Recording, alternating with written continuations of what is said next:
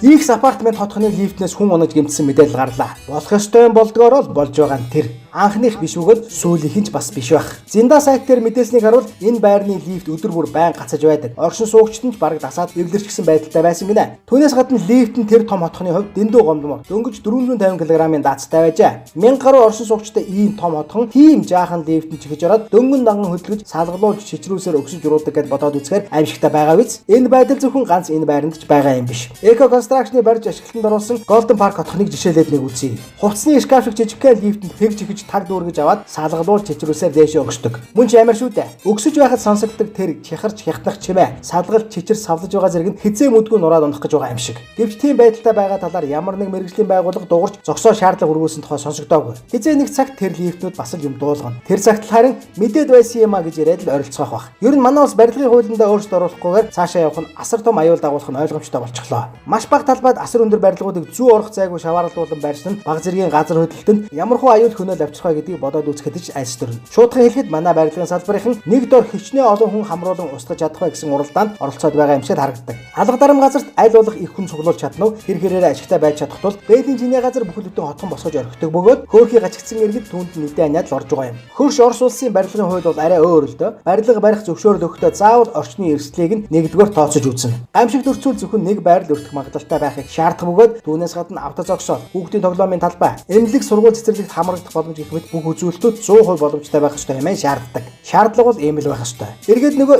X апартмент руу ороод үзье. Лифтний асуудлаар зогсохгүй энэ байрны хан туурган цууралдагч хагарсан. Доод давхрын айлуудад халаалт ирчгээд байхад дээд айлуудад нь халаалт ирээгүй. Байн гусалтдагаас олж зарим айлуудын хан цоохордож унсан байгаа гэжээ. Товчхондоо ийм байн шиг хүлээн авч ашиглалтанд оруулахыг зөвшөөрсөн мэргэжлийн хяналтын газартай хариуцлага тооцох ёстой санагдана. Ер нь манай улс барилгын хуулиа шинжлэх цаг нэржээ. Тэгэхгүй бол муу амлаж байгаа юм биш. Нэг гамшиг боллоо гэхэд Улаанбаатар хотын хүн амын 3/1 нь аюулд орохоор байдалтай байна.